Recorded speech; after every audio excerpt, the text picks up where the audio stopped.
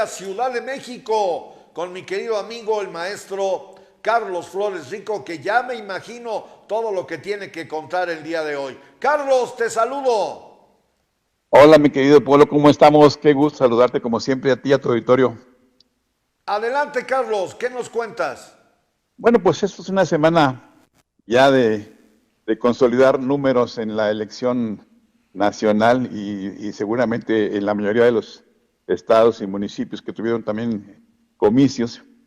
Y los resultados confirman lo que hemos platicado aquí durante prácticamente los últimos 15 meses. Una elección que dentro de lo que cabe en las formalidades establecidas cumple con lo general, pero que en la parte previa pues se construyó un entramado que violenta toda la convivencia democrática desde el punto de vista ya no de la ley electoral, sino del ordenamiento general que establece los términos o condiciones políticas de la contienda.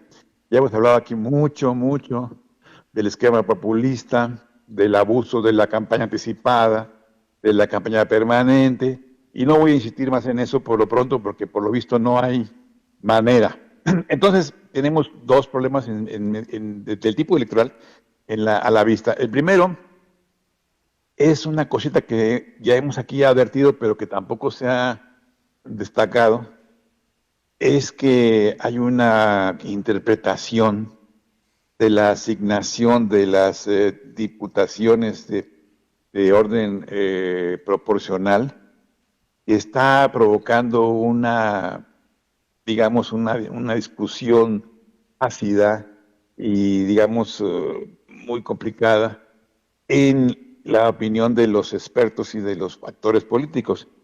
Es decir, de acuerdo con la fórmula establecida en la Constitución y luego en la ley electoral de cómo se distribuyen las curules de representación, está ocurriendo que el proyecto para asignación, como ayer ocurrió en el Instituto Electoral de la Ciudad de México, está considerando que los partidos que están coaligados con el oficialismo están recibiendo más diputaciones plurinominales que las que refleja el porcentaje de votos obtenidos.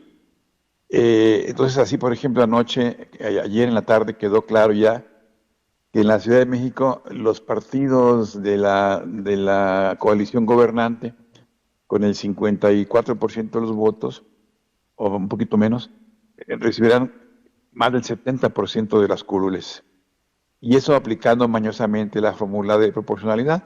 Por ejemplo, los partidos tienen derecho máximo a sobrepasarse en el 8% máximo, pero para hacer lo posible, algunos candidatos, siete casos siete personas en el caso de la Ciudad de México, repentinamente cambian de partido y ya no son de Morena, sino son del Verde o son del PT, y entonces permiten que la distribución se vaya para Morena de manera favorable y le virlen al PAN, al PRI, al PRD 7 diputados.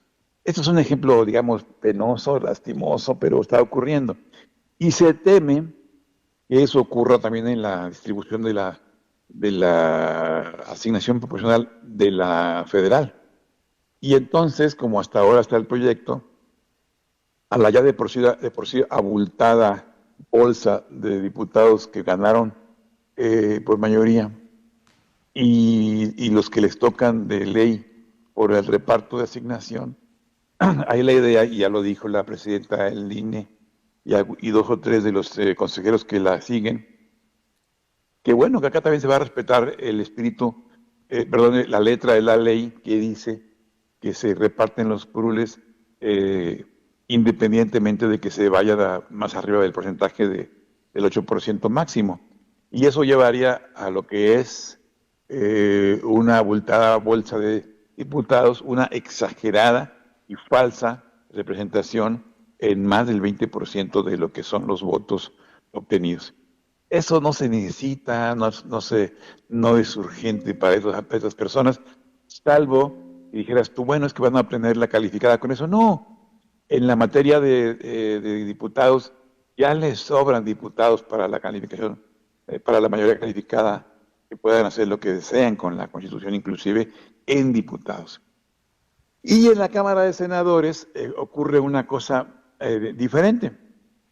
Allí los pleitos están ahora en otro nivel, pero ya quedó claro que la divisa oficialista no tendrá, eso ya lo podemos asegurar de una vez, salvo alguna cosa rara que nunca falta, podemos asegurar que la bancada, el grupo parlamentario del gobierno y sus aliados no completaron la calificación, o sea, la mayoría calificada, con lo cual se cae al piso en el papel todo intento de cambiar la Constitución con las dos cámaras con la mayoría calificada más las legislaturas.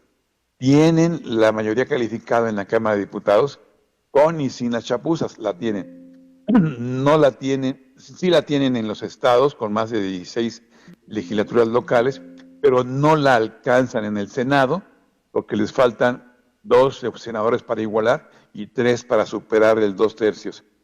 Claro, me podrán decir, pues no faltará quien ande de ofrecido y completen los senadores que les faltan, pero eso ya es otro cantar. Ahorita no da para tener la calificación en el Senado, y con eso ya no importa que tengas la calificada en la Cámara de Diputados y en las legislaturas, que simplemente no pasa la iniciativa que se trate de la Constitución, o que no complete, o que no consensúe, o consense con los partidos opositores, pues no pasará. Aunque, insisto, la línea es delgada, las tentaciones son muchas, ya sabes tú que esas cosas pues tienen que ver con presiones y cosas raras. Un ejemplo de esa presión rara es lo que está ocurriendo ahorita en Jalisco. Jalisco gana MC sobradamente, limpiamente. No digo yo que no haya habido o pueda haber alguna irregularidad como siempre ocurre, pero tiene su margen suficiente. Pero allá está todo metido en la dirección de Morena, apretando a MC para que suelte o afloje, no en Jalisco, sino con sus senadores próximos en la legislatura que viene. Es un juego muy burdo, muy visto y muy inaceptable. Pero bueno, ese es el tema del día. El segundo asunto, mi querido Polo, es una cosa que aquí hemos comentado, pero que casi nadie, por no decir que nadie, lo menciona. Resulta, mi querido Polo, que el único órgano, escúchenme bien, el único órgano facultado por la Constitución para hacer el cómputo nacional de la elección presidencial, para declarar válidos los comicios federales y para declarar presidente a quien haya obtenido la mayoría de los votos, es una cosa que se llama Tribunal Electoral del Poder Judicial de la Federación. Y la ley orgánica del Poder Judicial de la Federación dice que ese Tribunal Electoral del Poder Judicial de la Federación no puede, fíjese bien, no puede sesionar para los efectos de calificar la validez de la elección, para hacer el cómputo nacional de presidente y para declarar presidente a quien haya ganado, no puede tener un quórum menor, ojo, a 6 magistrados de los 7 que tiene. Y resulta, mira la vida cómo es, que en el actual Tribunal Electoral del Poder Judicial de la Federación solo tenemos 5 magistrados. ¿Por qué 5? No 7, o no 6, no 7 que deben ser, ni 6 que exige la ley para poder sesionar y hacer el pleno para calificar la elección y validar el triunfo y declarar a la presidenta de la República. Porque el Senado mayoriteado por Morena tiene 2 años, que por sus pistolas no ha nombrado ni al 6º ni al 7º magistrado o magistrada porque simplemente el presidente no ha querido. Y entonces resulta que ese tribunal, que debe ser completado en los magistrados que faltan por el Senado, a propuesta que manda el propio Poder Judicial, pues simplemente no está completo, no decidió hacerlo, terminó su periodo ordinario de sesiones hace unas semanas, hace 2 semanas, y no hay sesiones en el Senado de la República, de manera tal que no hay órgano en este momento para calificar la elección, para validar los números, el cómputo nacional, y para declarar a la presidenta de la República a quien haya ganado la elección. ¿Y qué va a pasar? Pues según los eruditos, hay 2 caminos. El primero es que el Senado que existe actualmente convoque en la comisión permanente a un periodo extraordinario con ese fin, que sería el camino, digamos, ordinario, normal, obligado. Y 2, que alguno de los órganos con interés jurídico lleve un recurso a la Suprema Corte, a esta que está tan vilipendiada y lastimada Corte, y declaren inconstitucional la ley orgánica del Poder Judicial de la Federación en la porción que se refiere a la sesión mínima de 6 magistrados, y entonces proceda con los 4 que tiene, con los 5 que tiene, a hacer la declaratoria que la ley en la Constitución establece. Y una última, ¿y qué pasaría?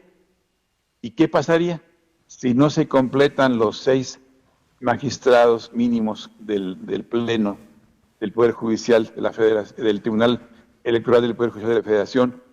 ¿Y qué pasaría si no se hacen estos 2 recursos del periodo extraordinario o de alguna declaración de inconstitucionalidad de ese artículo de la ley orgánica?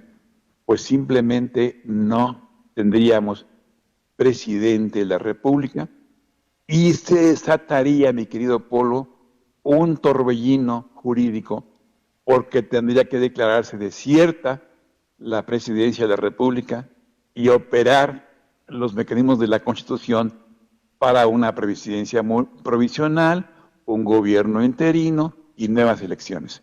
Así de loco que se oye, así está, ¿eh?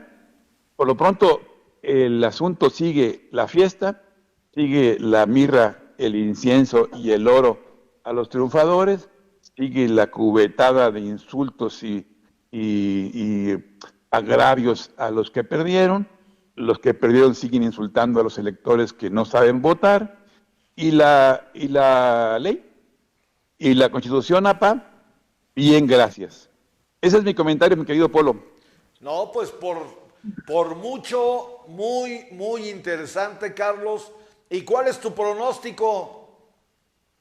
Mi pronóstico es que en cuanto pase la borrachera en estos días, la presidenta les pregunte a los gurús que tiene allí a los lados, oigan, ¿y qué vamos a hacer? Y en los siguientes 10 minutos le den orden al señor Monreal que convoque de inmediato a un periodo extraordinario, que le dediquen un par de horas, se pongan de acuerdo con los de la oposición, porque se requieren 2/3, dejen en paz a Jalisco, hagan alguna promesa de seriedad y diálogo, designen un magistrado de común acuerdo, y punto, se haga la sesión del Pleno y se le califique y se le declare presidenta a la señora Sheinbaum. Mientras tanto, pues aquí seguimos pateando el bote. Muy bien, Carlos. Un fuerte abrazo. ¡Órale! Gracias. Es el maestro Carlos Flores Rico pateando el bote.